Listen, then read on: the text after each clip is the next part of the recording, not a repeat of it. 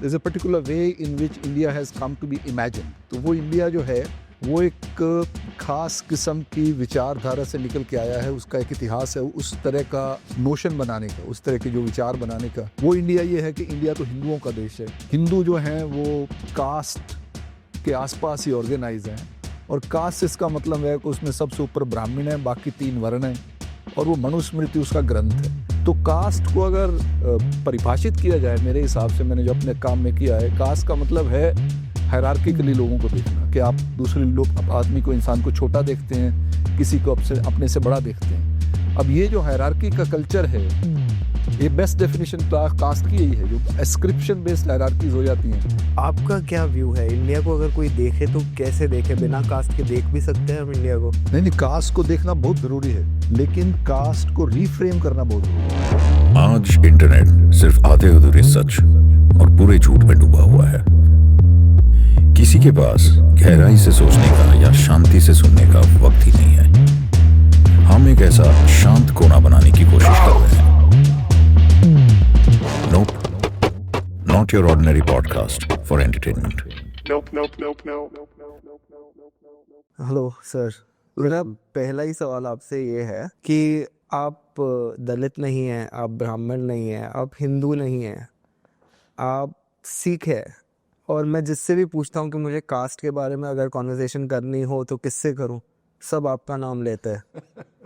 तो आप ये अथॉरिटी कैसे बन गए इस सब्जेक्ट पे, और क्या जर्नी रही उसकी? हाँ, नहीं, उसका एडवांटेज भी होता है, जब आप एक कोने पे बैठे हो तो आपको सब ज़्यादा क्लियरली दिखाई देता है। तो मैं वैसे सोशियोलॉजी पढ़ाता हूँ, क्योंकि सोशियोलॉजी में रिसर्च करता हूँ, तो उसमें कास्ट बड़ा सेंट्रल सब्जेक्ट बन जाता है अगर समाज के बारे में जानना है।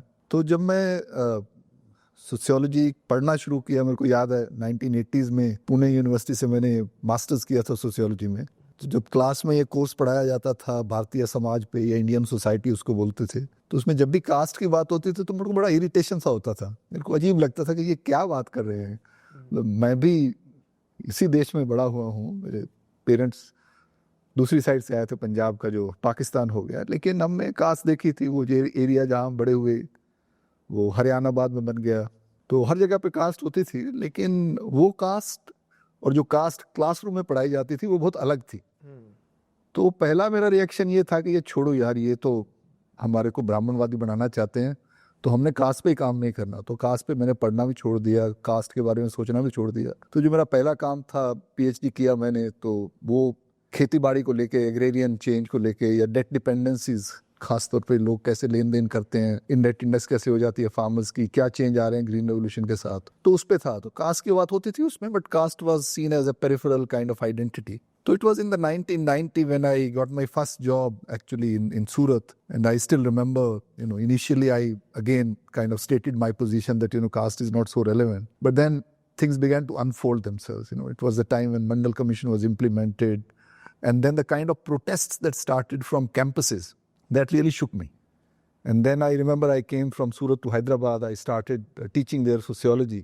And everyone was talking about caste atrocities. There had been 2 very big cases in Shunduru and Karamchedu, where Dalits had been directly kind of attacked by the dominant castes. And then I kind of began to think that there is something more to it than that. And then I also thought that, if I have to talk about caste, I need to go to the ground. I mean, that was my training, that if you have to talk about society, you need to do it empirically. And that is something which now I realize when I teach in the classroom is very, very critical, because the way India has come to be imagined as India, the way we think about India, when we talk about ourselves and others talk about us, there's a particular way in which India has come to be imagined. And that India is वो जो भारत है, क्योंकि हिंदी में बोलना है, तो वो India जो है वो एक खास किस्म की विचारधारा से निकल के आया है, उसका एक इतिहास है, उस तरह का नोशन बनाने का, उस तरह के जो विचार बनाने का। वो इंडिया ये है कि इंडिया तो हिंदुओं का देश है, और हिंदू जो हैं वो कास्ट के आसपास ही ऑर्गेनाइज हैं, और कास्ट इसका मतलब है कि उसमें सबसे ऊपर ब्राह्मण है, बाकी 3 वर्ण हैं, और वो मनुस्मृति उसका ग्रंथ है। अब हमारे लिए जैसे हम बात करते हैं समाज की, तो उसमें धर्म बहुत इंपॉर्टेंट आता है। तो हमारे यहाँ सिखों में ऑब्वियसली जब धर्म की बात होती है तो गुरु ग्रंथ साहब या गुरुद्वारा वो बड़ा सीक्रेट हो जाता है। तो पहली बात तो ये मेरे को ये अजीब सी लगी कि हाँ भी मनुस्मृति को इतना सेंट्रल इंपॉर्टेंस क्यों दिया जा रहा है। फिर उसके बाद जैसे जैसे मैंने पढ़ना शुरू किया, इतिहासकारों ने जो लिखा है अलग अलग तरीके से, तो वो सच्चाई नहीं है। किसी न किसी तरीके से जो हमारा सब कॉन्टिनेंट है, जिस तरह से उसका विकास हुआ है, उसमें एक ब्राह्मण कल्चर या ब्राह्मणवाद एक बड़ा इंपॉर्टेंट वाद रहा है। पर वो एक ही वाद रहा है, उसके अलावा और भी बहुत सारे वाद रहे हैं। जो पहले बुद्धा की जो बात करते हैं सब लोग, जैनिज्म रहा है। उसके बाद जिस माहौल में हम पैदा हुए थे, हालांकि हमारे घर के आसपास हमारी खुद की भी रिश्तेदारियों में भी कास्ट बहुत सेंट्रल थी। सब शादियां विद इन द गोत्रा या what ever you call it, और बाकी भी अनटचेबिलिटी भी प्रैक्टिस करते थे। मेरी माँ, मेरे को याद है अभी भी, वो एक दलित औरत आती थी हमारे घर में, काम करती थी, लेकिन उसके लिए बर्तन अलग होते थे। ऐसा बात नहीं कि अनटचेबिलिटी नहीं थी। और वो बात करते थे जैसे उनके पुराने गाँव में भी जहाँ रहते थे, कस्बे में, वहाँ पे भी मुसलमान को अछूत समझा जाता था। उसको उनके अलग टाइटल भी अलग होते थे, लेकिन उसका कास्ट के साथ किस तरह से ब्राह्मण का कोई मीडिएशन कोई नहीं होता था। ब्राह्मण था, ब्राह्मण हमारे कस्बे में भी था, वहाँ पे भी हमारे परिवार के साथ उसका कोई लिंक भी था, लेकिन ब्राह्मण तो बेचारा ही था ना। तो उसके पास कोई ज़मीन नहीं थी, उसके पास कोई जायदाद नहीं थी। और जब मैंने पढ़ना शुरू किया तो वो पंजाब में खास तौर पे हिस्टोरिकली एक वो किताब है पंजाबी सेंचुरी, उसमें वो लिखता है ऑथर कि हमारे यहाँ जो गांव में ब्राह्मण एक सर्विस प्रोवाइडर था, थोड़े लेवल, लोअर लेवल का, और उसकी जो कंडीशन है दलितों से थोड़ी सी अच्छी हुआ करती थी। अब वो मेरे दिमाग का विचार जो था, मेरी सच्चाई जो थी, नानक है बीच में, रविदास भी है, कबीर भी है, ये सब गुरु ग्रंथ में है, फिर जैनिज्म भी है, बाकी अलग अलग तरीके से देखते हैं। हरियाणा का रीजन जहाँ पे मैं पहले रिसर्च किया, हरियाणा में भी जो गांव में चले जाओ तो उसमें जो जाटों का गांव है तो वहाँ जाट ही मैटर करता है, ब्राह्मण की कोई परवाह ही नहीं करता। जाटों के लिए कोई ज़्यादा लंबा चौड़ा रिलीजियोसिटी का वो कोई आपको भी बहुत था ही नहीं ऑब्सेशन। अब वो हो गया पिछले 15-20 साल में, उनके अंदर भी आ गया है हिंदू होने की चाव, पर उससे पहले जाट ही होता था। Likewise if you go to Gujjar village, तो गुज्जरों का तो गुज्जर का अपना एक यूनिवर्स है, गुज्जरों के साथ उनका ओबियसली कास्टिज्म होगा। वो दलित को दलित ही ट्रीट करेंगे, आपस में उनकी रिश्तेदारियाँ भी कास्ट जैसी होंगी। तो जो कास्ट जो धरातल पे मैंने देखी और जो कास्ट किताब में देखी वो बहुत अलग अलग थी।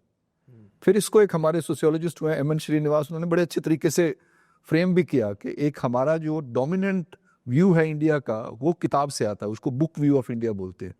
और जो फील्ड का व्यू है इंडिया का वो बहुत अलग है। फील्ड के व्यू में अलग अलग तरीके से स्ट्रक्चर इवॉल्व हुए हैं, अलग अलग तरीके से रिश्ते हैं। अब कास्ट होने का मतलब ये नहीं है कि आप हिंदू ऑटोमेटिकली हो जाएंगे। अब सिखों में कास्ट है, इसका ये मतलब नहीं है कि वो हिंदू हैं इसलिए वो कास्ट है उनमें। अब मुसलमानों में कास्ट है, अब मुसलमानों की कास्ट का मतलब ये नहीं है कि वो हिंदू कन्वर्ट है। वो अशरफ जो है, अशरफ होने का मतलब ये नहीं कि आप ब्राह्मण थे। अशरफ का मतलब वो रिलेट करते हैं कि हाँ भाई हम जो क्या नाम है मोहम्मद की परिवार से आते हैं, उसके साथ हमारा कनेक्शन है। तो कास्ट को अगर परिभाषित किया जाए, मेरे हिसाब से मैंने जो अपने काम में किया है, कास्ट का मतलब है हायरार्किकली लोगों को देखना, कि आप दूसरे लोग आदमी को, इंसान को छोटा देखते हैं, किसी को अपने से बड़ा देखते हैं।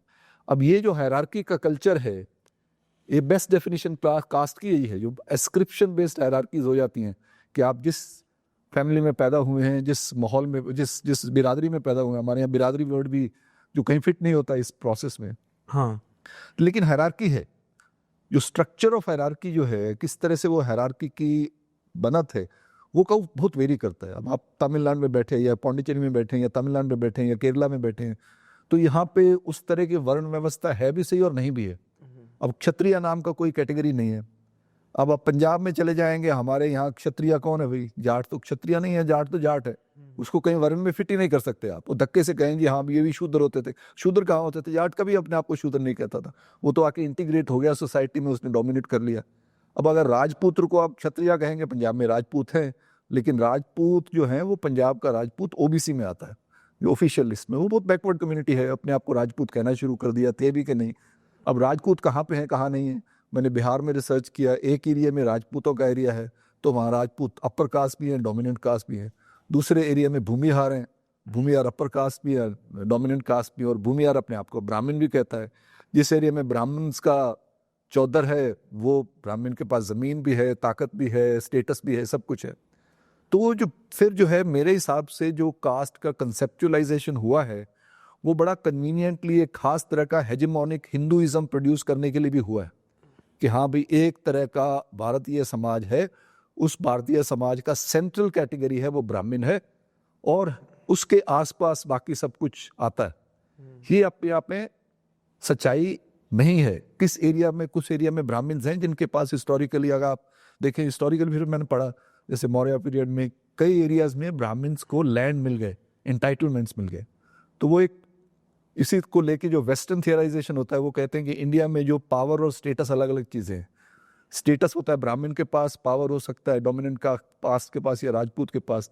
ये अपने आप में एक झूठ है और उसको हमने सच मान लिया। तो उसके तरीके ही फिर अलग अलग तरीके से जो कास्ट और एंटी कास्ट मूवमेंट डेवलप होते हैं वो भी उसी फ्रेमवर्क को लेके चलते हैं। तो वो भी जैसे आप थोड़ा एलाबरेट करें कि जो कास्ट का फ्रेमवर्क है, एंटी कास्ट मूवमेंट भी ये फ्रेमवर्क में ही चलते हैं। मतलब इसका मतलब ये है कि जो एंटी कास्ट मूवमेंट जो इंडिया में डेवलप होता है वो मोस्टली कॉलोनियल पीरियड में डेवलप होता है, और ये जो फ्रेमिंग इंडिया की डेवलप होती है वो भी उसी नए पे डेवलप होती है। वो पहले जो बाहर से लोग बैठे थे यूरोप में, जिसको हम इंडोलॉजी बोलते हैं, इंडोलॉजिकल स्कॉलरशिप, उन्होंने देखना शुरू किया कि हाँ भाई ये अलग तरह के लोग हैं। उन्होंने हमारे को परिभाषित किया कि ये हिंदुओं का रीजन है। अब हिंदू कौन होते हैं, कैसे होते हैं, उन्होंने कोई ज़्यादा एंगेज नहीं किया था। उसने वो मैक्स मुलर में कोई 2-4 किताबें पढ़ ली, 2 ब्राह्मण पकड़े, उनको बिठा के बताओ जी आपके यहाँ लॉ कैसे चलता है, तो उसने सारा अपने तरीके से बता दिया। तो वो जो फ्रेमवर्क था उसमें कहीं ना कहीं से ब्राह्मण बड़ा सेंट्रल था और कुछ एरिया में डेवलप हुआ। तो वो जो एंटी कास्ट मूवमेंट डेवलप होते हैं कहीं ना कहीं से वो उसी लैंग्वेज को लेके डेवलप करते हैं एंटी ब्राह्मणिज्म के चक्कर में। और वो शुरुआत उसकी होती है तमिलनाडु से, नॉन ब्राह्मण मूवमेंट। क्योंकि जो अंग्रेज जब यहाँ पे आते हैं वो यहाँ पे इंग्लिश एजुकेशन जब शुरू करते हैं तो इंग्लिश एजुकेशन में सबसे ज़्यादा जो लोग आते हैं वो अर्बन एरिया से, ख़ासतौर पे कलकत्ता में या साउथ में और महाराष्ट्र में, इन एरियाज़ में Brahmins were not only high status, इनके पास ज़मीनें भी थी, ये ज़मींदार अब यही करते थे, राजे भी थे। केरला में चले जाइए, नम्बूदरी लोग जो होते राजे होते थे। तो इन्हीं के लोग जो वो एजुकेशन में आते हैं, तो एजुकेशन से फिर ब्यूरोक्रेसी में भी यही जाते हैं। तो उसी टाइम पे ये जो वहाँ पे जो लोकल राजे हैं जैसे मैसूर का किंग है, या ये लोग भी शुरू करते हैं कि हाँ भाई नॉन ब्राह्मण जो है उनके लिए भी कोई ना कोई पोजीशन होनी चाहिए। जो रिजर्वेशन की शुरुआत होती है वो एक्चुअली अंग्रेज़ों ने शुरू नहीं किया, वो नॉन ब्राह्मण जो राजे थे यहाँ लोकल से, वहाँ से उन्होंने शुरू की थी। हाँ भाई आप ये ब्राह्मणों को नौकरियाँ दे रहे हैं तो जो नॉन ब्राह्मण है उनको भी नौकरी दीजिए। तो उसी टाइम पे ये डिवीजन शुरू हो जाता है। तो ये फिर आहिस्ता आहिस्ता आहिस्ता आहिस्ता लैंग्वेज डेवलप होती है और बड़े काइंड ऑफ अलग अलग तरीके से मूवमेंट आते हैं। तो लेकिन वो एक सेंट्रल आर्ग्यूमेंट बन जाता है। तो जहाँ भी जाओ, अगर पंजाब में जाओगे आप ब्राह्मणिज्म के अगेंस्ट बात करोगे, लेकिन आपका दुश्मन तो ब्राह्मण है ही नहीं आपके सामने, तो कैसे उसको आर्टिकुलेट करोगे। बिहार के उस रीजन में जाओगे जहाँ पे ब्राह्मण इरेलेवेंट है, या अदरवाइज जो स्ट्रक्चर ऑफ हायरार्की है वो भी वेरी करता है। अब शूद्र किसको कहेंगे। अब अगर आप मनुस्मृति को टेक्निकली पढ़ो तो उसका एक बड़ा इंटरेस्टिंग सा वो है, वो मनुस्मृति एक्चुअली सोसाइटी को 2 पार्ट्स में डिवाइड करती है कि जो ब्राह्मण और क्षत्रिय जो है वो आपका रूलिंग एलीट है, और जो वैश्य और शूद्र है वो उनकी सेवा करने का काम है। तो वो अनटचेबल को भी शूद्र में ही मानती है। तो वो एक आइडियोलॉजिकल प्रिस्क्रिप्ट है कि हाँ भाई ऐसा समाज बनाना चाहिए। अब उसको लेके फिर एक कन्वीनियंट हो जाता है, जैसे अंग्रेज़ों ने एक थियरी बना दिया हिंदुस्तान के बारे में, और वो थियरी बनाने के भी उनके कई फ़ायदे थे उनको, कि अगर आप ये बनाओगे तो उनको लगेगा कि अपने लोगों के लिए उन्होंने थियरी बनाई थी। एक एंथ्रोपोलॉजिस्ट हैं अमेरिका में हुआ करते थे, बर्नार्ड कोन, उन्होंने बहुत अच्छे से लिखा है इसके बारे में, किस तरह से उन्होंने गाँव के बारे में थियरी बनाई कि हिंदुस्तान में तो सिर्फ गाँव ही हैं। हालांकि हिंदुस्तान की शहरी आबादी इंग्लैंड से ज़्यादा थी, यूरोप से ज़्यादा थी। हर गांव जो है वो एक जाति का स्ट्रक्चर है, और उस जाति के स्ट्रक्चर में कोई होप नहीं है, कोई, सब लोग एक सर्कल में घूमते रहते हैं। और पिछले 2000, 3000, 5000 साल में इंडिया में कोई चेंज हुआ ही नहीं है। तो वो एक धारणा जो थी एक ओरिएंटलिज्म से आती है, फिर कॉलोनियल थियरीज, और फिर उसको नेशनलिस्ट बहुत यूजफुल मानते हैं। क्योंकि जब इंडिया में नेशनलिज्म डेवलप होता है, नेशनलिज्म के लिए जो गांधी है, नेहरू है, सब कोई लोग हैं, वो उनको लगता है कि ये तो बड़ी कन्वीनियंट थियरी है जो ये बात करते हैं, हाँ भाई हिंदुस्तान तो देश हो ही नहीं सकता, यहाँ तो अलग अलग लैंग्वेजेस हैं, अलग अलग रीजन्स हैं, अलग अलग कल्चर्स हैं। वो कहते हैं हो जी हमारे अलग अलग लैंग्वेज। आप ही कहते हैं कि हमारा जो देश है वो तो गाँव प्रधान देश है, हर जगह पे एक ही जैसे गाँव मिलेगा आपको। हमारे यहाँ तो कास्ट है, हमारे यहाँ तो हिंदू धर्म है, तो ये सब है, ये हमारी सच्चाई है, तो इसका मतलब है हम एक देश है। तो वो नेशनलिज्म ने भी वो नैरेटिव, वो डिस्कोर्स को लेके एक्सेप्ट कर लिया। तो उसमें बाकी सब चीज़ें इरेज हो जाती हैं। जब भी हिंदुस्तान की बात करेंगे तो सिर्फ हिंदू धर्म की बात करेंगे, बुद्ध धर्म की कोई बात नहीं करोगे, सिखों की कोई बात नहीं करोगे, रविदास और कबीर जैसे लोगों की अलग से बात नहीं करोगे। अलग अलग मूवमेंट साउथ में रहे हैं बिफोर 15th सेंचुरी आल्सो, बिल्कुल जो एंटी कास्ट थे, जो लोकल तरीके से कास्ट को अपोज करते हैं, वो सारे के सारे इरेज हो जाते हैं। तो क्योंकि मेन स्ट्रीम नेशनल नैरेटिव वो हिंदू वाला हो जाता है, इसीलिए उसके आगे जो बात करनी है, वो जो उसका रिएक्शन है, वो भी उसी फ्रेमवर्क में डेवलप होता है। तो वो अम्बेडकर भी काफ़ी कॉम्प्लिकेटेड तरीके से उसके साथ एंगेज भी कर रहा है, उसको छोड़ भी रहा है। एक साइड में ये कह रहा है कि भाई हम तो माइनॉरिटी हैं, लेकिन उसको फिर कहीं ना कहीं से वो हिंदू धर्म पे भी आता है, फिर वो निकल के बुद्धिज्म पे भी चला जाता है। तो उस तरीके से भी अम्बेडकर को अगर स्टडी किया जाए तो आपको अलग अलग तरीके का अम्बेडकर मिलेंगे, लेकिन एक उसको खास तरीके से फिर एक रिप्रेजेंट किया जाता है कि हाँ भाई ये एक ही हिंदुस्तान है, एक इंडिया है। इंडिया का मतलब जाति प्रथा है, जाति प्रथा का मतलब वर्ण व्यवस्था है, वर्ण व्यवस्था का मतलब अनटचेबल शूद्रा वैश्य और क्षत्रिय और ब्राह्मण है, और उसमें जो है अनटचेबल एक जैसा ही है, शूद्रा एक जैसा है। लेकिन अभी जब एडमिनिस्ट्रेटिवली जब वो अम्बेडकर के खुद इसको कहा कि भाई आप एडमिनिस्ट्रेटिवली कैसे बात करेंगे, उसने खुद कहा कि भाई एडमिनिस्ट्रेटिवली अगर बात करनी है तो कास्ट की आपको रीजनल लेवल पे जाके करना पड़ेगा, लोकल लेवल पे एग्रीगेट करना पड़ेगा। अगर आपको सेंसस करना है तो लोकल लेवल पे जाकर लिस्ट बनानी पड़ेगी। तो हमारी जो शेड्यूल्ड कास्ट की लिस्ट बनती है वो स्टेट स्पेसिफिक है। जो आदमी पंजाब में शेड्यूल्ड कास्ट है वो तमिलनाडु में शेड्यूल्ड कास्ट नहीं है।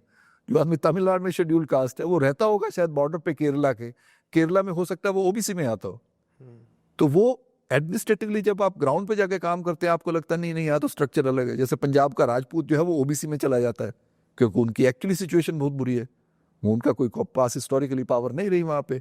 ब्राह्मण का कोई स्टेटस नहीं है उस तरह से, हालांकि वो ओबीसी में नहीं है लेकिन उसकी कोई प्रोमिनेंस में नहीं, उसको कोई पूछता भी नहीं है ब्राह्मण वहाँ पे। It's not like Brahmins are not there, पर वो तो समाज में मतलब विद इन ब्राह्मण्स ऑल्सो जो सेकुलर काम करता है उसका ज़्यादा स्टेटस है, जो पंडिताई करता है, जो जो जो प्रिस्टली काम करता है उसका लो स्टेटस है पंजाब हरियाणा में। बाकी रीजन्स में भी काफ़ी वेरी करता है इस तरीके से। तो वो जो ग्राउंड की सच्चाई के साथ जो कास्ट को एंगेज करना है पॉलिटिकली, वो भी बहुत ज़रूरी हो जाता है। अगर आज हम कास्ट सेंसस की बात करते हैं उसमें भी वो इश्यूज बहुत इंपॉर्टेंट हो जाएंगे। सर इस पे मुझे बेसिकली जैसे आपने कहा कि इंडिया की identity is running around these three things. एक तो हिंदू होना है, हाँ जी, एक के हिंदू में कास्ट होगा, कास्ट के हिसाब से सेग्रीगेशन होगा, और उसके हिसाब से आपकी ज़िंदगी में आपका फ्यूचर जो वो कास्ट कहती है, जो ग्रंथ कहते हैं, जो हमारा मनुस्मृति कहती है, वो हिसाब से आपका होगा। तो आपका क्या व्यू है? इंडिया को अगर कोई देखे तो कैसे देखे? बिना कास्ट के देख भी सकते हैं हम इंडिया को? नहीं, कास्ट को देखना बहुत ज़रूरी है, लेकिन कास्ट को रीफ्रेम करना बहुत ज़रूरी है। जैसे हम कास्ट को देखते हैं, कास्ट की सच्चाई सिर्फ एक पंडित के रिलेशन में नहीं है, कास्ट की सच्चाई सिर्फ एक रिचुअल स्फेयर में नहीं है कि आप शादी के टाइम कास्ट की बात करोगे या वैसे बाहर निकलोगे तो फिर कास्ट की ज़रूरत नहीं है। कास्ट हर जगह पे है, हर जगह पे कास्ट ये है कि कास्ट का हमारी जो रोज़मर्रा की ज़िंदगी है, जो रिलेशनशिप्स हैं, उसको मैं अपनी लैंग्वेज में मटीरियलिटीज़ बोलता हूँ। कि एक तो रिलीजियस लाइफ है, जो मटीरियल लाइफ है वो बहुत डिटर्मिन करती है। जब पंजाब में या हरियाणा में या मोस्ट रीजन्स में जब अंग्रेज़ों ने ज़मीन को देना शुरू किया, लोगों को फॉर्मली उनके नाम करने की शुरू की, तो वो एक खास उसका नोशन में किया था जिससे वो सारा का सारे रिसोर्सेज जो है स्पेसिफिक कास्ट ग्रुप्स को चले गए। तो वो जो मटीरियलिटी उसके साथ जुड़ी है, जैसे ये बिजनेस है, कौन बिजनेसमैन बनेगा? आप महाराष्ट्र में चले जाइए या तमिलनाडु में बने जाइए या कर्नाटका में चले जाइए, किसके पास कैसे वो कास्ट कैसे वर्क करती है वहाँ पे। आप एक एरिया मैसूर में जैसे बिजनेस कम्युनिटीज़ हैं या मैंगलोर में बिजनेस कम्युनिटीज़ हैं, वो एक मुस्लिम कम्युनिटी है तो मुस्लिम कम्युनिटी के स्पेसिफिक कास्ट ग्रुप्स कुछ मार्केट्स को कंट्रोल करेंगे और बाहर वालों को आने नहीं देंगे। तो कास्ट वो फंक्शन करता है, वो एक इनक्लोज कर देता है, क्लोजर। वो अंबेडकर यूज करता है, caste is an enclosed class, कि आप उसकी बाउंड्री लगा देंगे, किसी दूसरे को आने नहीं देंगे। आप एक तरह का धंधा कर रहे हैं जो वो मल्टी स्टोरी बिल्डिंग विदाउट ए स्टेयरकेस, आप जहाँ बैठे हैं वहाँ स्टक हो गए। स्टक होने का मतलब क्या है? स्टक होने का मतलब है कि आपके जो रिसोर्सेज हैं, आपकी जो पॉसिबिलिटीज़ हैं लाइफ में कुछ करने की, वो डिटर्मिन कर दिया। तो ये जो है ये सिर्फ रिचुअल स्फीयर से ज़्यादा इसका जो रिप्रोडक्शन होती है, आज रिचुअल तो कोई नहीं करता, बहुत सारे लोग करते हैं लेकिन बहुत सारे लोग नहीं भी करते हैं। जो नहीं भी करते वो भी अपनी कास्ट के जो रिसोर्सेज हैं, कास्ट एसोसिएशन के बड़े लॉयल मेंबर होंगे, उसको रीइंफोर्स भी करेंगे, उसके जो सारे के सारे एडवांटेजेस हैं उसको लेके यहाँ भी बैठेंगे, वहाँ भी बैठेंगे, बिजनेस में भी जाएंगे। तो हमने स्टडी भी किया, एम्पिरिकल काम किया हमने, जो कॉर्पोरेट हायरिंग होती है। और कॉर्पोरेट हायरिंग में पहली बात करोगे तो पहले तो आपको, अगर कास्ट पे काम करोगे, आपको इंटरव्यू ही नहीं देगा। जब इंटरव्यू करना शुरू करोगे तो पहली बात ये कहेंगे, हमारे यहाँ कास्ट बिल्कुल भी नहीं है, कास्ट का कोई मतलब नहीं आता। हम जब रिक्रूट करते हैं उसमें कास्ट के कोई बिल्कुल, exclusively we recruit on the basis of merit. तो जब आहिस्ता आहिस्ता आहिस्ता आहिस्ता उनको अनफोल्ड करने लगोगे, हमने भी काम किया है, कैंपस हायरिंग पे भी काम किया है, IIM पे, कैलकाटा पे काम किया है, IIT का स्टोरी जाके देख लीजिए। जो कैंपस हायरिंग होती है उसमें बड़ा स्ट्रॉन्ग एक बाइनरी बना दिया गया है, मेरिट वर्सेस कोटा। तो जो स्टूडेंट कोटा से आते हैं उनका लिस्ट भी अलग से होता है। लाइकवाइज कॉर्पोरेट हायरिंग में मैंने इंटरव्यू किए थे, वो मेरी किताब में भी छापा है, मैंने एक आर्टिकल भी छापा था। तो उसमें क्या कहते हैं कि देखो जी, हम तो कास्ट वास्ट के बारे में नहीं करते, तो कैसे रिक्रूट करते हैं? हायरिंग एजेंसी के पास जाते हैं, उनको बोलते हैं हमारे को 3 इंजीनियर चाहिए, तो हमारे को कुछ एप्लीकेशंस दे दो। ओपन नहीं करेंगे, बिकॉज 3 लोगों के लिए ओपन करेंगे, एडवर्टाइजमेंट करेंगे तो 30,000 एप्लीकेशंस आ जाएंगे, कैसे काम करेंगे? वो naukri.com के पास जाएंगे या किसी और के पास जाएंगे, वो उनको 25 एप्लीकेशन दे देगा, तो वो 25 लोगों को इंटरव्यू करेंगे। तो 25 लोगों को इंटरव्यू क्यों करते हो भाई? वो 3 को ही क्यों नहीं ले लेते उनसे? नहीं, वो ज़रूरी होता है। किस लिए ज़रूरी होता है?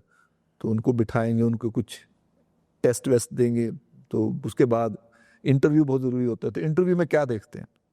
इंटरव्यू में देखते हैं, उनसे पूछते हैं, उनका स्किल तो ऑलरेडी आपको पता ही है, आपने अपना टेस्ट भी ले लिया। कहता है नहीं, वो ज़रूरी नहीं है। तो क्या देखना चाहते हैं आप? तो हम फिट देखना चाहते हैं उसका, वे फिट होगा कंपनी में, नहीं होगा। तो उसके लिए क्या पूछते हैं? We talk to them about their family background. Family background क्या है? फैमिली बैकग्राउंड क्या है? किस परिवार से आते हो? तुम्हारा भाई क्या करता है? तुम्हारे माँ बाप क्या करते हैं? और वो अल्टीमेटली उसके बाद उनको रिजर्वेशन के बात करो, फिर खुल के बात करते हैं कि नहीं, वो मुंह खोलते पता लग जाता है ये तो दूसरी कैटेगरी का बंदा है। तो वो उनका जो कंपनी का एक खास किस्म का माहौल बनाना है उनको अपने लिए, जिसमें वो खुद कंफर्टेबल फील करें। और कई कंपनीज में तो जो दलित एम्प्लॉयज़ हैं उनके लिए कैंटीन भी अलग है। जैसे कोई मैन्युफैक्चरिंग यूनिट है, मोटरसाइकिल बनाते हैं, तो वहाँ पे बहुत सारा लेबर है, तो लेबर के कैंटीन अलग अलग है, दलित का कैंटीन अलग है, नॉन दलित का कैंटीन अलग है। तो वो जो मटीरियलिटी है, ऐसे ही हमने स्टडी किया था कि आप छोटा धंधा शुरू करना चाहते हैं शहर में आके। अब छोटा धंधा, जिसके पास गांव में पहले रहता था, छोटा मोटा काम करता था, अब गांव का आर्थिकता बदल गई, तो वहाँ पे आपको काम ही नहीं मिलता, खेती में काम नहीं है, वो तो अपना ट्रैक्टर चलाते हैं ज़मींदार, और बाहर से लेबर आती है, काम करके चले जाते हैं। तो अब शहर में आके क्या काम करोगे? कैसे काम करोगे? कैसे एंटर करोगे उस लेबर मार्केट में? हालांकि बात तो करते हैं दलित मिलियनियर्स की, पर वो मैक्सिमम मिलियनर ही बन पाता, बिलियनर नहीं बन पाता। तो जब एंटर करने की कोशिश करता है लेबर मार्केट में, तो किस चीज़ की ज़रूरत होती है उसको? कैपिटल ज़रूरत होती है। कैपिटल सबसे पहले कैपिटल कहाँ से आएगी? अगर आपके पास 4 किले 5 किले ज़मीन है, तो आप 1 किला बेच के आप कैपिटल के साथ आ सकते हैं। फिर बैंक में जाओगे, बैंक वाला कहेगा भाई कोई ले आओ, कोलेट्रल लेके आओ। अरे कोलेट्रल नहीं है तो कोई जान पहचान का बंदा लेके आओ जिसके साथ हमारा अकाउंट है, वो भी नहीं है, वो भी नहीं है। वो सबने कहा जी हमारे को मार्केट में वैसे कोई अनटचेबिलिटी नहीं है, दुकान खोल लिया तो चलती है, लेकिन वहां तक पहुंचने में बड़ी प्रॉब्लम है। पैसा भी ले लिया, मेरे पास थोड़ा पैसा भी था, जहाँ पे मैं दुकान बनाना चाहता हूँ वो दुकान बनिए की है, बनिया मेरे से पूछेगा तुम कौन हो, वो मेरे को दुकान नहीं देगा। तो ये जो है, ये है मटीरियलिटीज ऑफ कास्ट। अब कास्ट की अगर पॉलिटिक्स की बात करनी है उसके साथ रिलेट करके, कास्ट को अगर एंगेज करना है, दैट्स व्हाई ये reservation becomes very very critical. किस तरह से आप एक जो मटेरियल रिसोर्सेज हैं उनको रिडिस्ट्रीब्यूट कैसे करोगे। तो रिचुअल स्टेटस है इंपॉर्टेंट चीज़, बट आज के ज़माने में जो वैसे हिस्टोरिकली हमेशा ही रहा है, मटीरियलिटी बड़ी सेंट्रल रही है। तो वो करने के लिए उसको आपको थियराइज करना पड़ेगा डिफरेंटली, कि even in absence of Brahmin you can have caste system, right? Among Sikhs there is no Brahmin, there is no Brahminical caste, there is no ideological justification भी नहीं है, but there is a Dalit. There is a Dalit, there is upper caste, upper in the sense who is seen as upper, right? उसके पास resources भी हैं, उसके पास power भी है, उसके पास status भी है, उसका घर भी अच्छी जगह पे है। मुसलमानों का भी यही हालत है, जहाँ पे अदरवाइज कास्ट का कोई आइडियोलॉजी नहीं है। आप कलकत्ता में चले जाइए, बदर लोग कहेंगे जी हम तो कास्ट की बात ही नहीं करते। किसी दलित से पूछ के देखिए कि आप बदर लोग एरिया में जाके रह के कंफर्टेबल हैं? They'll tell you नहीं, not at all। उनका सबको सूंघ लेते हैं कि हाँ भाई ये तो उस कम्युनिटी से आता है, उस बिरादरी से आता है। तो कास्ट का एक अलग अलग रीजनल फॉर्मेशन रही हैं, हर रीजन का हिस्टोरिकली, क्योंकि दैट इज अंडरस्टैंडेबल, नेचुरल है। और ये कोई इसकी बाउंड्री नहीं है, यह नहीं कि यहाँ पे हिंदू कल्चर खत्म हो जाता है तो उसके बाद कास्ट खत्म है। America, UK, ascription, yes, ascription चलती है हर जगह पे। एक तो हमारे लोग ले जाते हैं, लेकिन लोकल एस्क्रिप्शन भी है, जो रेस का हायरार्की है। आप मिडिल ईस्ट में चले जाइए, वहाँ भी किसी न किसी तरह की हायरार्कीज मिल जाएंगी आपको। इधर एशिया में चले जाइए, बाकी के एशिया में, वहाँ भी हायरार्कीज है। उनके पास ये नैरेटिव डिस्कोर्स नहीं है, नाम नहीं है इसको देने के लिए, भाषा नहीं है इसको देने के लिए, उस तरह की पॉलिसीज नहीं बने।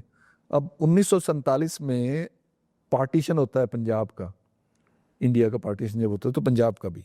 अब 1947 से पहले सब लोग कास्ट की बात करते थे पंजाब में, अंग्रेज करते थे, भारतीय भी करते थे, मुसलमान भी करते थे। अब 1947 के बाद वहाँ पे भी वही जट रहते हैं, पंजाबी जट हैं, वो मुसलमान हैं, लेकिन वो कास्ट के नैरेटिव में अपने आप को बात नहीं करते, वो अब कुछ वैसे ही करते जैसे जट है, दूजे हो रहे। It's not like caste is not there. Dalit भी है वहाँ पे, उसको शेख मुसलमान बोलते हैं, जो वहाँ का अनटचेबल है। अब शेख मुसलमान के पास रिजर्वेशन नहीं है, उसकी सिचुएशन और भी माड़ी है, या कुछ क्रिश्चियन हो गए। तो वो जो कास्ट की रियलिटी है वो पाकिस्तान में भी मोरलेस ऐसे ही है जैसे कि इंडियन पंजाब में है। किसी हिसाब से वहाँ पे ज़्यादा बदतर है, क्योंकि वहाँ पे कुछ रिजर्वेशन भी नहीं मिला। तो वहाँ पे कोई, जैसे यहाँ पे तो एक दलित मिडिल क्लास पैदा हो गया, वो भी नहीं हुआ। Likewise in Bangladesh, likewise in Sri Lanka among Buddhists. तो उससे आगे भी चले जाओगे, ईरान में भी आपको हायरार्कीज मिलेंगी। अफ्रीका के बहुत कंट्रीज में बहुत स्ट्रॉन्ग हायरार्कीज है अमंग ट्राइबल ग्रुप्स। अनटचेबल भी ट्रीट करते हैं। जापान में बुराकुमन है कम्युनिटी, उसको अनटचेबल ट्रीट करते हैं। तो ये जो हिंदू इंडियन एक्सेप्शनलिज्म है कि ये तो यूनिक चीज़ है जी हमारे पास, ये तो हमारी प्रॉपर्टी है और ये हमारे को डिफाइन करती है, और दुनिया में कहीं पे नहीं है। अब ये अगर आप उसको रीफ्रेम करोगे तो फिर पता लगेगा हमारे पास है तो सही, लेकिन हमारे पास कई वैरायटीज हैं कास्ट की। और वो जो वैरायटीज हैं उस कॉन्टेक्स्ट में आपको उसकी पॉलिटिक्स भी फ्रेम करनी पड़ेगी, उस कॉन्टेक्स्ट में उसकी पॉलिसी भी फ्रेम करनी पड़ेगी। तो इसलिए ये बात करना बड़ा ज़रूरी है कि जो मटीरियलिटीज़ हैं, जो हिस्टोरिसिटीज़ हैं, जो स्पेसिफिसिटीज़ हैं, और जो बदलाव हुआ है वो भी अलग अलग तरीके से हुआ है। वो डिपेंड्स ऑन एग्रेरियन रीजन्स हैं, तो उस पर एक तरह का प्रोसेस है चेंज का। अगर बॉम्बे में चले जाओगे या गुजरात में चले जाओगे, वहाँ पे चेंज अलग तरीके का हुआ है। कहाँ दलित 25%, 22% हैं, कहीं पे 32% हैं, कहीं पे 6% हैं, कहीं पे 2% हैं। तो one has to kind of keep that in mind, that is my argument. So जैसे it's like a very region centric, state centric project to eradicate caste or engage with caste also. I would say region centric, not just state centric. State is an administrative unit. जैसे बिहार में मैं गया था field work करने, जाते ही मेरे को किसी ने बोला देखो जी 4 तरह के कौमें हैं यहाँ पे। एक राजपूत वाला रीजन है, एक भूमियार वाला है, एक ब्राह्मण वाला है, एक लाला वाला है, जो कायस्ता बोलते हैं जिनको, राइट। तो वो अलग अलग रीजन का अलग अलग डायनामिक्स है। तो वो उसको यूपी में चले जाओ तो यूपी में जो आप वेस्टर्न यूपी है वहाँ पे जाट डोमिनेंट है, ईस्टर्न यूपी है उसका कास्ट प्रोफाइल अलग है। तो वो रीजन स्पेसिफिक करके उसके साथ एंगेज करना बहुत ज़रूरी है, लेकिन कास्ट की सच्चाई हर जगह पे। तो उस तरह से एक बार जब मैंने काम करना शुरू किया, जो पहले वाला सवाल था, फिर मेरे को लगा ये तो बड़ा इंटरेस्टिंग सब्जेक्ट है और इस पे काम होना भी चाहिए। मैं अलग अलग तरीके से पिछले काइंड ऑफ करीब, जैसे अभी जो हमारा इकोनॉमी चल रहा है सर, उस हिसाब से देखें आप, तो अब कास्ट सेंसस की बात सरकार ने मंजूर कर लिया कि कास्ट सेंसस वो करेंगे। अब कैसे करेंगे वो तो देखना पड़ेगा।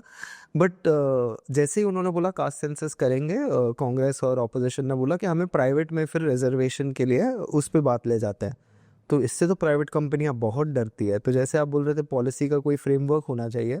जैसे अगर आप स्विगी, जोमेटो, उबर, ओला ये सब कंपनीज ले तो जो डेटा वो इकट्ठा करते हैं मोनेटाइज करने के लिए, वो डेटा उनके पास पहुंचता तो ड्राइवर से है या राइडर से है या डिलीवरी पार्टनर से है, और वो सब एक तरह की इनकम ग्रुप, एक तरह की कास्ट रियलिटी से आते हैं। और जो ऑफिस में उनके काम करते हैं, जो ये डेटा को यूटिलाइज करते हैं और कस्टमर बनाते हैं या ऐड चलाते हैं या कूपन कोड डालते हैं, वो आते हैं टोटली मतलब अपर कास्ट से। तो जब हम बोलते हैं रिजर्वेशन होना चाहिए प्राइवेट सेक्टर में, ये सब कंपनियां बहुत डर जाती है। पर जो भी ये कंपनी जिस भी सामान पे बैठी है, जिस भी डेटा पे बैठी है, वो तो कास्ट रियलिटी की वजह से ही हुआ है।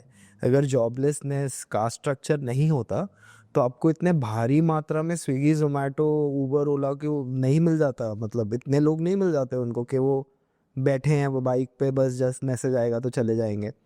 तो जैसे हम पॉलिसी फ्रेमवर्क की बात कर रहे थे, तो ये कंपनियां भी है, अलग अलग कंपनियां भी है। जैसे दूसरी कंपनियां समझो आप नेचुरल रिसोर्स कहाँ से जाके आप ले लेते हैं जाके, तो वहाँ पे कौन से कास्ट के लोग हैं? ट्राइबल कास्ट के लोग हैं, आपके ऑफिस में एक भी ट्राइबल बंदा नहीं है। तो अगर कॉर्पोरेट, बिकॉज गवर्नमेंट के जॉब्स का तो हमने ग्लास सीलिंग देख लिया है, हाँ, अगर कॉर्पोरेट और प्राइवेट सेक्टर में कास्ट अफर्मेटिव एक्शन और इंक्लूजन हो, तो उसके फ्रेमवर्क में क्या क्या चीज़ें इंडिया जैसे देश में हमें ध्यान रखनी पड़ेगी और क्या क्या चीज़ें हम कर सकते हैं? It's very very important question. I think this is the central question जो आज के दिन अगर हमें कास्ट की बात करनी है तो इस सवाल को कैसे अनफोल्ड किया जाए और इस सवाल के कैसे आंसर डेवलप किए जाएं, किस लैंग्वेज में, किस भाषा में किया जाए। तो उसमें 4-5 चीज़ें हैं। पहली बात ये है कि कास्ट की सच्चाई सभी को पता है, ये है, और सब उसको अवॉइड करना चाहते हैं, और अवॉइड इसलिए करना चाहते हैं कि वो रिजर्वेशन का जो है उनको झंडा दिखाई दे जाता है, उससे डर जाते हैं। और ये जो है अपने आप में, जैसे आपने कहा कि उनको भी मालूम है इस सच्चाई का, और उस सच्चाई को मान के फिर उसके आसपास वो अपना बिजनेस चलाते हैं। दूसरी बात ये है कि हमें ये as a society, as humanity, ये तय करना पड़ेगा और ये मान के चलना पड़ेगा कि कास्ट एक बुराई है। कास्ट का फायदा किसी को लगता है थोड़ी देर के लिए हो सकता है, लेकिन लॉन्ग टर्म में अगर आपको बिजनेस चलाना है तो बिजनेस के लिए सबसे इंपॉर्टेंट चीज होता है ह्यूमन रिसोर्स, राइट। पैसा तो आएगा अगर आपके पास काम करने वाला होगा, पैसा आके उसको कौन यूटिलाइज करेगा? ह्यूमन बींग्स के लिए होता है, डेवलपमेंट होती है ह्यूमन बींग्स के लिए होता है। तो अब हो क्या रहा है कि इंडिया का एक खास किस्म का इलिटिज्म कह लो, एक गेटोइजेशन हो रहा है, और बहुत खतरनाक है वो, कि आप 20-25-30% इंडिया जो है वो एक इंडिया बन के रह गया है, बाकी जो आपका 70% भारतवर्ष है वो जाए भाड़ में। जो कॉर्पोरेट सेक्टर भी सोचता है कि अगर हम 30% जो है वो भी आबादी जो है, हम दुनिया की सबसे बड़ी देश फिर भी हम बने रहेंगे चाइना के अलावा उस 30% से भी, और उससे में चल लेंगे, तो वो अपने आप में लॉन्ग टर्म में वर्केबल नहीं है। अगर आपका जो मेरिट जिसकी बोलते हैं, आपकी कॉम्पिटेंस बोलते हैं, आपकी एफिशिएंसी बोलते हैं, इवन वर्ल्ड बैंक जैसी इंस्टीट्यूशंस है वो समझते हैं मार्केट क्या होती है। आपके पास एक पोटेंशियल मार्केट है इतनी बड़ी पॉपुलेशन का, अगर उनको एम्पावर करोगे, उनको इकोनॉमिकली इनेबल करोगे, तो वो आपके बिजनेस को भी कई गुना बढ़ाएगा। अगर आज आपका कंज्यूमर बेस 3% है, अगर 3% को आप 30% करते हैं तो आपका 10 गुना बिजनेस आराम से बढ़ जाएगा। तो वो होगा कैसे? तो जो वर्ड इंक्लूजन है, इंक्लूजन कोई रेडिकल वर्ड नहीं है, इंक्लूजन वर्ल्ड बैंक से ही आया है, इंक्लूजन न्यू लिबरल इकोनॉमी से ही आया है। तो अगर आपको एंगेज करना है कास्ट के साथ, इसीलिए मेरे को लगता है कि वो जो वर्ड मैं यूज करता हूँ आमतौर पे अपने लैंग्वेज में, डिसएग्रीगेट करना जरूरी है, कि आपका अलग सिचुएशन है उसको अलग तरीके से डील कीजिए। और जब आप कास्ट को रिकॉग्नाइज कर लेंगे, कास्ट का आपके पास डेटा होगा कि ये प्रोफाइल है इस तरह की, और इस समाज की सच्चाई ये है कि यहाँ पे 70% लोग तो सिवाय अपना बेसिक जो उनकी रोजी रोटी है उसको स्ट्रगल में लगे रहते हैं। अगर उसको बेसिक रोटी से थोड़ा सा हम अगर पार्टिसिपेट करके उनको लिफ्ट कर दें, तो कल तो ये जोमेटो से खाना मंगवाना शुरू कर देंगे। ये जो हमारा वर्कर है, अगर इसको एम्पावर कर दें तो इसके तो स्टेक्स बन जाएंगे। तो सबसे बड़ा बेनिफिट रिजर्वेशन का हुआ क्या है कि जो दलित था, जो मार्जिनलाइज था, उसके सिस्टम में स्टेक्स डेवलप हो गए कि हाँ भी हमारा देश भी है, हमारे भी लोग इसमें चांस है हमारे को मिलने का। अब मेरे को लगता है कि रिजर्वेशन अपने आप में जो है एक वर्ड बुरा हो सकता है, लेकिन जो फिलॉसफी उसके पीछे है कि हाँ भाई हमें एक समाज बनाना है, आधुनिक समाज जो होता है, आधुनिक समाज में हर जो समाज का मेंबर है उसके एंटाइटलमेंट्स होते हैं, वो एक पोटेंशियल कंज्यूमर है। अगर कंज्यूमर मान के भी चलें तो कंज्यूमर तभी बन सकता है, उसके पीछे एक ह्यूमैनिटी होगी, उसके पीछे परिवार होगा, परिवार में बच्चे पैदा कर सकता है, उनको बड़े करने की उसकी कैपेसिटी होनी चाहिए, रहने के लिए एक ऐसी जगह हो जिसमें उसकी जो हेल्थ है वो इस लायक हो कि वो काम कर सके। बहुत सारे लोग जिनको खाना ही ठीक नहीं मिलता, अगर हर तीसरे हफ्ते आपको इन्फेक्शन हो रहा है, तो क्या आप फैक्ट्री में जाकर काम करोगे, क्या आप कंपनी में काम करोगे? तो मेरा मेन आर्ग्यूमेंट ये कि अगर आप ह्यूमन स्किल्स और ह्यूमन एबिलिटीज को, जिसको अमर्त्य सेन बात करते हैं कैपेबिलिटीज की, अगर कैपेबिलिटीज इंप्रूव करते हैं तो आपका डेवलपमेंट होता है, और उस डेवलपमेंट में सबका डेवलपमेंट है। ये कोई वो क्या नाम है, जीरो सम गेम नहीं है। अगर मेरा लॉस होता है तो आपका गेन होगा, आपका गेन होता है तो मेरा लॉस होगा, ये वो नहीं है, ये विन विन गेम है। तो कॉर्पोरेट सेक्टर को एक तो ये है कि कॉन्फिडेंटली इसके साथ डील करना चाहिए, हम तो बिल्कुल इस पे आने को तैयार हैं, हमारे को ये कोटास का डराओ मत। उसके फिर ये होते कि कंपनी में पॉलिटिक्स शुरू हो जाती है, यूनियंस अलग अलग से शुरू हो जाएंगी, फ्रेगमेंटेशन होगा, which is understandable, but at the same time we are invested in taking India towards being a human democratic country, एक प्रजातंत्र जिसमें हर व्यक्ति एक सिटीजन है। अब दूसरी कंट्रीज में जाते हैं, यूरोप में उन्होंने इंस्टीट्यूशनलाइज कर दिया ना, वहाँ पे इनइक्वालिटीज हैं, वहाँ पे भी किसी न किसी लेवल पे हायरार्कीज हैं, लेकिन ऑफिस में जो बंदा आपका वो झाड़ू लगा रहा है वो आपको बात करेगा तो कुणाल करके बोलेगा, पहला नाम लेके बोलेगा, और आपका भी ये हिम्मत नहीं होगी, हो सकता है उसी का बेटा जो आपका बॉस भी हो सकता है कल को। तो ये जो हमारा जो फाउंडेशनल प्रिंसिपल है डेमोक्रेसी का, लिबरल डेमोक्रेसी का, कि हाँ भाई हर किसी को इक्वालिटी ऑफ अपॉर्चुनिटी मिलना चाहिए, हमारे देश में हो क्या रहा है, we are going in the opposite direction. हम शुरू से इस स्ट्रक्चर जो हमारा एजुकेशन का है उसमें इनइक्वालिटीज को इतना ज्यादा हमने इंस्टीट्यूशनलाइज कर दिया है कि वो एक खास किस्म का रेसिज्म बन गया है, कास्ट से भी आगे चला गया।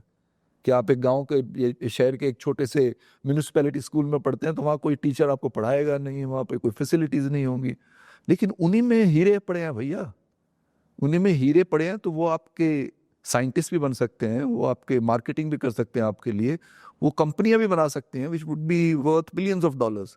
अगर ये पर्सपेक्टिव सरकार का हो, ये पर्सपेक्टिव सबके साथ लेके चलने का हो, तो I think India can expand as an economy, as a society, and it will be much easier place to live in. डर नहीं लगेगा हमारे को एक दूसरे का। अर्बन सेटलमेंट्स में इतना डिवाइड हुआ पड़ा है, गेटोस बना के हम बैठे हैं, कॉन्डोज बना के बैठे हैं, 4 बंदे रहते हैं, 10 सिक्योरिटी गार्ड हैं उसके पास। तो वो जो एक अजीब किस्म की सच्चाई आ गई, उसमें हमारी जो ह्यूमैनिटीज है वो भी कहीं ना कहीं से लूज होती है। तो कास्ट बड़ा सेंट्रल आ जाता है उसमें, कास्ट, जेंडर, कास्ट के साथ जो अपना कम्युनिटीज का, रिलीजन का भी लेके हम उनको भी स्टिग्मेटाइज कर रहे हैं। तो ये स्टिग्मा जो है, स्टिग्मा जो कल्चर जो है, जो कल्चरली जब स्टिग्मा आ जाता है तो ये हमारे को भी डिह्यूमनाइज करता है। हम जिसके अगेंस्ट करते हैं उसको तो करता ही करता है, लेकिन हमारे को भी डिह्यूमनाइज करता है कि हम वायलेंस जो करता है आदमी, उसका भी तो फिर हाथ पे खून लगेगा ना। और वायलेंस करने के बाद कोई खुश नहीं होता, प्राउड फील कर सकता है लेकिन कुछ नहीं फील करेगा वायलेंस करने के बाद। तो ये जो है, ये समझना कि caste historically has always been a structure of violence. ये रिचुअल तो माइनर चीजें हैं, जो पहले भी जब कास्ट होती थी एंशियंट टाइम में भी, तब भी ये वायलेंस थी। जिसको अनटचेबल ट्रीट करते हैं, जिस बच्चे को आप अनटचेबल खरीदते हैं, उससे पूछ के देखिए कितना वायलेंस होता होगा उसके फील्ड पे। हमने तो कभी एक्सपीरियंस नहीं किया, लेकिन कभी कभी जब कोई आपको इग्नोर करता है, मार्जिनलाइज करता है, तो बहुत दर्द होता है अंदर से। तो उन हिस्टोरिकली तब भी ये वायलेंस ही था, और तब भी हमारे पास लिटरेचर है जो बात करते हैं, जब हम एकलव्य की बात करते हैं या और लोगों की बात करते हैं, इट वॉज ऑलवेज वायलेंस। ये नहीं था कि पहले लोग एक दूसरे माने हुए थे, अब आके इशू बना है। तो इसमें आई थिंक सबके स्टेक्स हैं और सबके लिए अच्छी चीज़ है। सर, पर कॉर्पोरेट को डर लगता है कि उनका स्टेक नहीं है या उनका नुकसान हो जाएगा, तो बेसिकली वो ये नहीं समझ पा रहे हैं कि अभी 90% इंडिया 10% इंडिया को खिलाने पिलाने में है।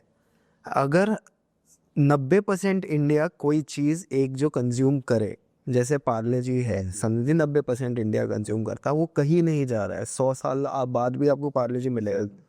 पर ये जो आप क्रिएट कर रहे हो ना, उसका नहीं है वर्थ जब तक सामने आपके, जब जोमेटो का वर्थ उतना ही है जब तक स्विगी सामने है, जब तक कोई और सामने है।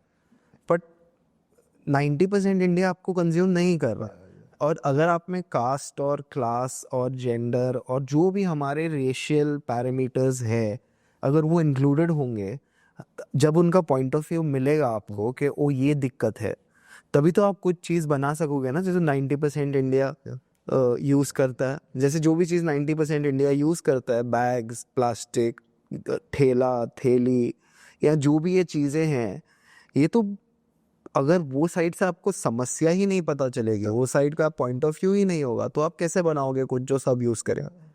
सो इस पे अगर आप समझा पाए कि कॉर्पोरेट का फ़ायदा क्या है कास्ट जैसी चीज़ को इंडिया जैसे देश में, उस पे ध्यान देने का, उसकी तरफ देखने का, इसी में हम लोगों का रोल बहुत इम्पोर्टेंट हो जाता है। ते और ज़रूरी है हमारे लिए कि जो जिस भाषा में कास्ट की बात होती है उसको बदला जाए। और उस भाषा को बदलने में सबसे पहली चीज़ तो ये है कि ये कहना कि हाँ भैया इंडियन एक्सेप्शनलिज्म है, कि इस तरह की चीज़ें हर समाज में रही हैं हिस्टोरिकली। अगर आप जर्मनी में जाएंगे या स्वीडन में जाएंगे, Sweden is a better example. मेरे को याद है मैं स्वीडन में था तो वो लोग बताते जर्मनी से caste society, Britain is a caste society. अब स्वीडन में जिस तरह से उन्होंने एक खास किस्म का इक्वालिटी का कल्चर बना दिया है।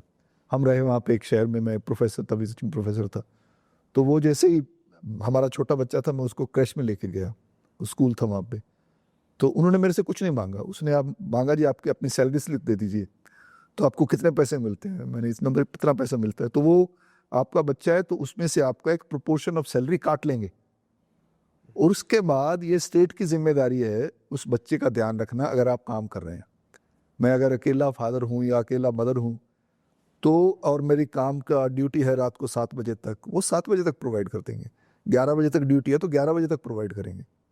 तो कहीं ना कहीं से एक समाज बनाया है उन्होंने जिसमें एवरी इंडिविजुअल, जेंडर का क्योंकि इशू बड़ा इंपॉर्टेंट है, अभी भी चल रहा है पूरे देश पूरी दुनिया में, तो जो उन्होंने डील किया उसको कि हाँ भाई ये सिक्योरिटी देना स्टेट का काम है, जो स्टेट का काम है वो स्टेट को करना चाहिए, लेकिन वो समाज के लेवल पे उसके बारे में सेंसिटिविटी क्रिएट करना भी बड़ा ज़रूरी है।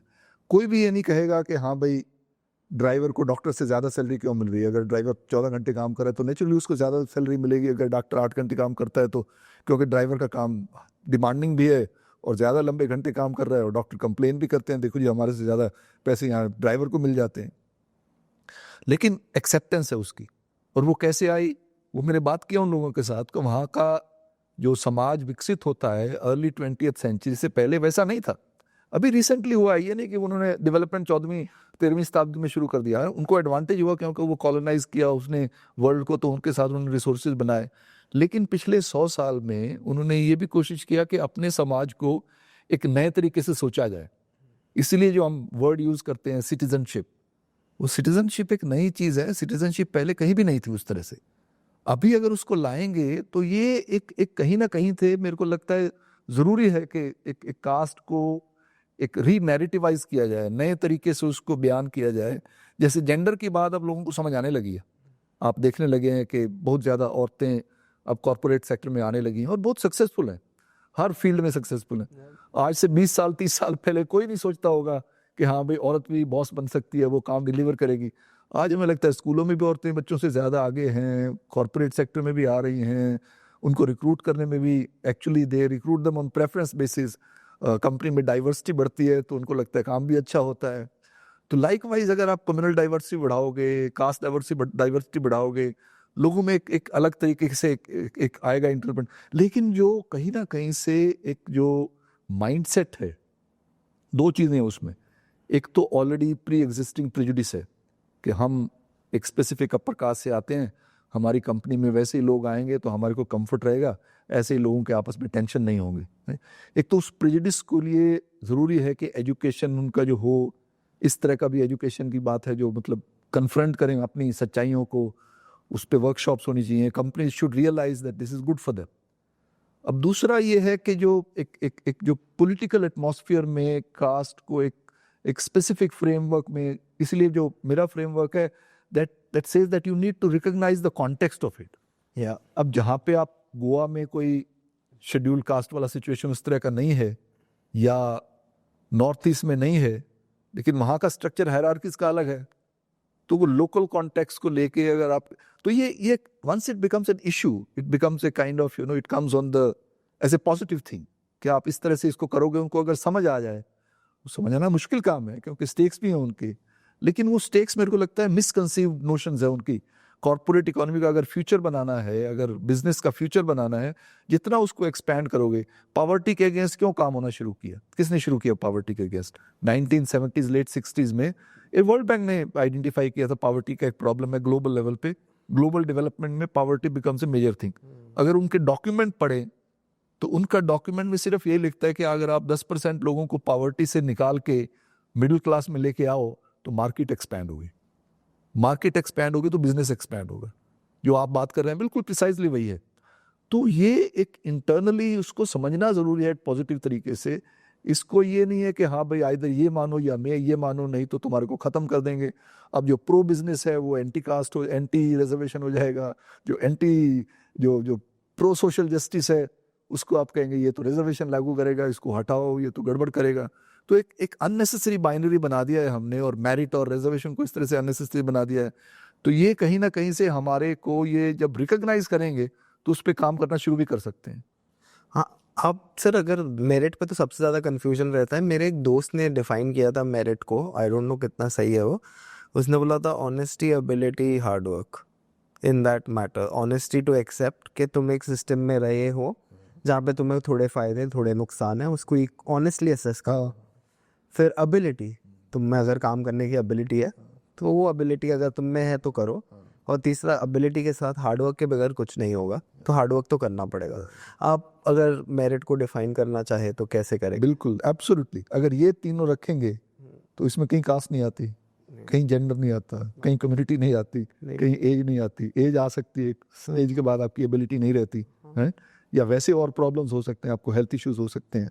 ऑनेस्टी है कि ये कोई हमारे पास एविडेंस नहीं है, कोई एम्पिरिकल स्टडी नहीं है विच वुड स्टेट दैट कि हाँ भी ये खास तरह के कौम या कास्ट के लोग ज्यादा ऑनेस्ट होने का चांस है। आई आल्सो है। और सिंपल सवाल है, सिंपल का सवाल है। आपने पहला इंग्लिश गाना कौन सा सुना? हाँ, बहुत टेलिंग क्वेश्चन है ये। उससे आपका पता लग पता लग जाएगा कहाँ क्या क्यों कैसे। आपने पहला टीवी शो कौन सा देखा? आपने इंटरनेट कौन से साल में आपके पास आया? आपका फोन नंबर सिर्फ आपका कब बना कि घर में आपका फोन नंबर अलग हुआ, वो कब हुआ? बहुत टेलिंग मार्कर्स है। बिल्कुल। ये ना जो साइकोलॉजी में रिसर्च शुरू हुआ था वेस्ट में, तो लोग आईक्यू की बात करना शुरू कर दिया। लोगों ने, साइकोलॉजिस्ट ने आईक्यू टेस्ट करना। अभी भी हम आईक्यू टेस्ट की बात करते हैं जैसे बिल्कुल ऑथेंटिक टेस्ट है। तो उसको फिर जब दूसरे सोशियोलॉजिस्ट ने, अदर सोशियोलॉजिस्ट ने शो किया, अरे भैया जो आईक्यू के जो क्वेश्चंस हैं वो कल्चर से आते हैं। अभी आप कुमाल कामरा तो टी शर्ट पहन के बैठ रहा है, तो एक कॉन्फिडेंस उसी क्लास से आता है। तो वो जो आईक्यू के क्वेश्चन है वो अपने आप आपको समझ में आ जाएंगे। हमारा छोटा बेटा था, वो पॉटी करने बैठता है तो उसके हाथ में किताब होती है, किताब पढ़नी नहीं आती लेकिन पिक्चर्स होती हैं, तो उसका जो कॉग्निटिव स्किल्स डेवलप होती हैं वो क्लास की स्किल्स है, वो कोई उसकी इंटरनल मेरिट की स्किल्स नहीं है। और ये चीज समझनी मुश्किल नहीं है, लेकिन वो एक वही बात जो वर्ड में यूज करता था नैरेटिव की, अब मेरिट का एक नैरेटिवाइजेशन हो गया है। मेरिट की एक कहानी बन गई है जिसमें आप मेरिट की कहानी को एक इंडिविजुअल की आइडेंटिटी से जोड़ के देखना शुरू कर देते हैं। पहले जेंडर के साथ होता था, अगर आप औरत हैं तो आप हार्ड वर्क नहीं करोगे, अगर आप औरत हैं तो आपके ये फीचर्स होंगे, गॉसिप करोगे, ज़्यादा बोलोगे, या आपकी बुद्धि इस तरह की होगी। अभी भी है कि औरत है तो उसको फिजिक्स या मैथमेटिक्स नहीं आएगा, कल्चर लिटरेचर और वो सब चीज़ें तो आ जाएंगी। तो ये जो है ये समाज बनाता है, और वो नैरेटिव को कैसे तोड़ा जाए, या तो उसके लिए कोई लैंग्वेज अलग यूज़ किया जाए। जैसे आपने कहा ये तीन चीज़ को आप मेरिट की बताए, सिंपल एक कमिटमेंट की वर्ड दे दो या कुछ और कर दो, हमें मेरिट की जरूरत नहीं है। हाँ। हमें तो भाई ये चीज़ चाहिए, कॉर्पोरेट कमिटमेंट जो है, वर्क कमिटमेंट और प्रो वर्क बंदा जो हो। अब प्रो वर्क का मतलब सबसे पहले ऑनेस्टी उसमें, I also agree with you, honesty सबसे ज़रूरी है। ऑनेस्ट होगा तो बंदा तभी कहीं ना कहीं से रिलेट कर पाएगा उस काम के साथ, नहीं तो हमेशा चोरी करके इधर उधर से निकलने की कोशिश करेगा। अब एबिलिटी टू हार्ड वर्क होना चाहिए, कहीं ना कहीं से ट्रेनिंग भी होनी चाहिए, जिस तरह का काम है उस तरह की ट्रेनिंग होनी चाहिए। अब हमारे यहाँ क्या होता है, जो मेरा प्रॉब्लम है कास्ट का जो कंसेप्चुअलाइजेशन होता है, कि ये हमने एक वर्ण व्यवस्था को लेके फिर हमने गांव के समाज के बारे में बोलना शुरू कर दिया। जजमानी सिस्टम है तो उसमें जो आदमी लेदर का काम करता है वो लो स्टेटस है, उससे निकलना उसका ज़रूरी है। अब ये सारे के सारे एंटी कास्ट मूवमेंट है। अब लेदर जो है, लेदर पे काम करना it's a technological process, right. अब वेस्ट में जब इंजीनियरिंग डेवलप होती है तो कहाँ से डेवलप होती है? लोकल जो स्किल्स थे। अब एक गांव में आज से 100 साल पहले भी बंदा, 500 साल पहले भी बंदा वो आयन पे काम करते थे, आयन को लेके आते थे, उसको प्लाव में कन्वर्ट करते थे, उसको चक्कू बनाने में कन्वर्ट करते थे, उसको दाती बनाने में कन्वर्ट करते थे। लेदर कहाँ पे, एक डेड काओ या बफलो को उठा के उसमें से उसका स्किन निकालना, उसकी बहुत प्रोसेसिंग होती है, बहुत सोफिस्टिकेटेड प्रोसेसिंग होती है, बहुत सारे केमिकल्स चाहिए होते हैं, वो केमिकल्स लेके भी आते थे। और वो जो बंदा लेदर पे काम करता था उसको आपने तो कह दिया कि हाँ भाई ये लोकल जजमानी सिस्टम में फिट हो गया, लो स्टेटस जॉब था, पर जो एक्चुअल काम करता था वो he was also an entrepreneur, वो ट्रेडर भी था। वो शू बना के सिर्फ अपने जजमान को नहीं देता था, वो शहर में भी जाता था, कुछ लेदर ट्रेड भी होता होगा, ग्लोबल ट्रेड भी होता था। हमें को मालूम है कि इंडिया से ग्लोबल ट्रेड होता था सारी दुनिया में आज से 1000 साल पहले भी। हाँ, मतलब सब म्यूजिक, तबला, प्रिसाइजली, हाँ, सब उसमें आता था। अब ये जो कॉलोनियल नैरेटिव्स जो आया उसने उसको, और नेशनलिस्ट ने वो नैरेटिव एक्सेप्ट कर लिया। जो अभी क्या होता है, अभी आईआईटीज में भी बहुत सारे लोग जो आईआईटी में इंजीनियरिंग करने जाते हैं हाथ का काम नहीं करते, इंजीनियरिंग करने के बाद फिर वो मैनेजर बन जाते हैं। तो ये हमारा जो कल्चर, जहाँ पे हमारी जो प्रोडक्टिव इकोनॉमी थी, हमने उस प्रोडक्टिव इकोनॉमी को भी स्टिग्मेटाइज कर दिया। जिस तरह से हमने कास्ट को नैरेटिवाइज किया, किस तरह से हमने मेरिट को नैरेटिवाइज किया, क्यों नहीं आप उसमें मेरिट देखते हो, उसकी जो स्किल्स हैं वो भी तो फैमिली से आ सकती हैं ना, वो फैमिली से आती थी और बहुत अच्छे अच्छे सोफिस्टिकेटेड आपको कलाकार मिल जाएंगे। हमारे यहाँ रामगढ़िया कम्युनिटी है पंजाब में, दे वर एबल टू, ये जो कंबाइन हार्वेस्टर है, जब ये ग्रीन रेवोल्यूशन आता है कहीं से एक मॉडल लेके आए, फटाफट उन्होंने कॉम्बिनेशन बना के कंबाइन हार्वेस्टर अपना लोकल प्रोड्यूस कर लिया, लेकिन उसको किसी ने रिकग्नाइज नहीं किया, उसको किसी ने स्टैंडर्डाइज नहीं किया, तो वहीं लोकल लेवल की टेक्नोलॉजी बन के रह गई। अगर उसको कहीं ना कहीं से अपस्केल करने के लिए लोकल कम्युनिटी के साथ इंटरेक्ट करके उनको समझा जाता कि हाँ भाई these are top engineers of the country, so that would have been very different kind of. तो हमारा जो कॉलोनियल रूल के साथ और उसके बाद जो हमारा नेशनलिज्म ने जिस तरह से एक खास तरह का नैरेटिवाइज किया कास्ट को, और फिर जो एक कहीं ना कहीं से वो जो एक डोमिनेंट सेक्शंस हैं कास्ट के, अपर कास्ट जिसको बोलते हैं हिस्टोरिकली, उन लोगों ने अपने प्रिविलेजेस को एक्सक्लूसिवाइज करने के लिए, बहुत सारे लोग हैं उनको यही लगता है कि हाँ भाई मेरी प्रिविलेज ज़्यादा ज़रूरी है, इसके लिए ज़रूरी है कि वो गरीब रहे, मैं ज़्यादा अमीर ना हूँ ये तो मैं मान लूँगा, लेकिन वो जो है अपनी गरीबी से बाहर नहीं निकलना चाहिए, नहीं तो हमारा रिलेशनशिप ख़त्म हो जाएगा और फिर मेरे पैर नहीं पकड़ेगा, मेरे सामने खड़ा होकर बात करेगा। तो ये जो है ना प्राइड जैसे मर्दों में भी होती है, तो वो औरत को बड़ा नहीं होने देंगे। तो ये रिलेशनल स्ट्रक्चर्स पे आ जाता है। जब आप रिलेशनल स्ट्रक्चर्स की बात करोगे तो फिर मटीरियलिटीज़ हो जाएंगी जो मैं बात करता हूँ, और वो मटीरियलिटीज़ हर रीजन की अपने तरीके से इवॉल्व हुई हैं, तो वहाँ जाकर उसको कन्फ्रंट करना पड़ेगा। हम लोगों की बहुत ज़रूरत है, स्टेट की भी बहुत ज़रूरत है, but state should have a very clear inclusive kind of process कि ठीक है यार आप लोग आओ इकट्ठे बैठ के करेंगे, आपके पास भी पैसा है, हमारे पास पावर है, आप हमारे को टैक्स देते हो तो हम स्टेट चलाते हैं। तो ये it's not a kind of zero sum game, सबके लिए there is something to gain. Precisely सबके लिए something to gain, but obviously it's much more for those who are in the margin. And कहीं ना कहीं से इक्वालिटी के culture को एक्सेप्ट करना बहुत जरूरी है। सबसे बड़ा लॉस तो आपके यही होगा कि आप जो ये प्रिविलेजेस, फॉल्स प्रिविलेज लेके बैठेंगे, हम तो बड़े बूचे लोग हैं, तो वो चला जाएगा, वो ऑलरेडी आपका चला जाता है। जैसे ही आप हवाई जहाज में बैठते हैं तो किचन में जाके खुद को आपको बर्तन साफ करने पड़ते हैं, खाना बनाना पड़ता है, वो वहाँ जाके कर लेंगे, घर आके वो बच्चे काम नहीं करते यहाँ पे। तो वो हम कल्टीवेट करते हैं, हमारी फैमिलीज में भी एक प्रिविलेज का कल्चर है, हमारे को काम करने वाले लोग भी मिल जाते हैं, तो it's very deep in its, it's not something that, but उस पर काम करना ज़रूरी है।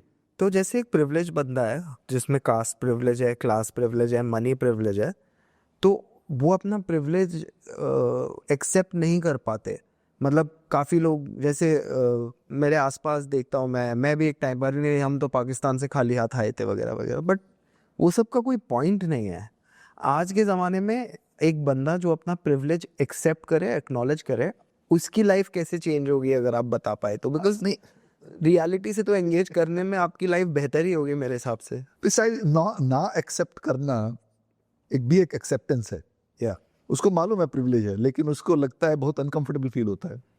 अब चक्कर यही है कि कहीं ना कहीं से तो वो एक परिवर्तन जब आता है तो वो पेनफुल भी होता है, कुछ लोगों के लिए पेनफुल होगा। हमारी जनरेशन, मेरी जनरेशन ऑनवर्ड्स, आपकी जनरेशन तो और भी आगे चली गई। हमारी जनरेशन में ऑलरेडी, मतलब आप शहर में आते हैं, आपको शादी करनी है या you want to have relationship, you would look for compatibility, और उस कंपैटिबिलिटी में जब आप इकट्ठे रहना शुरू करते हैं तो वो अकाउंटेबिलिटी बड़ी अलग किस्म की हो जाती है। तो अगर आप मेल चौधरी बन के रहना चाहते हैं तो 3-4 महीने में लड़की आपको छोड़ के चला जाएगी, आपका रिलेशनशिप बहुत डिह्यूमनाइज हो जाएगा जब तक आप। तो कहीं ना कहीं से वो एक आइडियोलॉजिकली, मेंटली हमारे को प्रिपेयर करना है कि हमें अगर एक प्रजातांत्रिक समाज में रहना है, आज के आधुनिक समाज में रहना है, ग्लोबली हमारे को कंपैटिबल होना है। और ये सारी के सारे जो आप प्रिविलेज की बात करते हैं, ये जो मिडिल क्लास के लोग हैं, ये ट्रैवल करते हैं, ये कहीं ना कहीं बाहर भी जाके रहते हैं थोड़े दिन के लिए। The moment you go abroad, वहाँ पे आपको अपना खाना बनाना पड़ेगा, काफ़ी कुछ उनको पता होता है इन चीज़ों का। तो लेकिन यही है, इट्स नॉट वेरी इजी। मतलब इनइक्वालिटी का तो नेचुरली आपको एडवांटेज तो होता ही है, तो लेकिन जो उसका जो फियर है, उसका इनइक्वालिटी आपको जो एक, जब मैंने साउथ अफ्रीका में देखा है, एक डरबन में गया था, मतलब हमारे दोस्त लेके गए, shocked, within 2 hours you could go to 4 different worlds। एक वाइट वाला लोकेलिटी अब बिल्कुल यूरोप लगता था, इंडियन वाली लोकेलिटी में आए तो एकदम से गुजरात ही लगता है। तो फिर हमारे को वो लोकल एरिया में लेके गया, एंड सडनली वो बंदा, वो प्रोफेसर कहाँ है, वो कहाँ है, वो आगे वॉक करने चले गए थे, उसको पसीने छूटने शुरू हो गए, क्योंकि वो अफ्रीकन एरिया था, उसको डर लगा कि वो अकेला आगे चला गया है तो वहाँ तो कोई उसको मार देगा।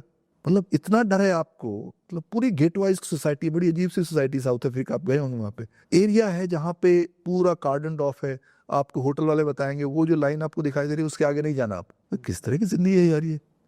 मतलब अगर आप वो मान के चल रहे हैं कि हाँ हमारे को उस तरह का बाउंड्री में रह के अपनी प्रिविलेज के लिए जीना है, लेकिन खुल के जीना है तो सारी सबके शेयर करके जियो ना। वंड खाओगे तो चंगा लगेगा। डिस्ट्रीब्यूट ईट इकट्ठे बैठ के, तो देन वो मीठा लगता है, स्वाद लगता है, अच्छा लगता है। तो बेसिकली ये जो एक मिथ था कि अर्बनाइजेशन वुड फिक्स कास्ट, उस पे आपका क्या? This is again a very important question. तो this is again based on the same myth. हाँ वही। जो हमारा मिथ जो है नैरेटिव का, उसमें ये है कि caste is a traditional structure of hierarchy जो हिंदुओं में पैदा हुआ एंशिएंट टाइम में, और वो जब तक अंग्रेज नहीं आए तब तक वो ब्राह्मणवादी व्यवस्था आराम से चलती रही।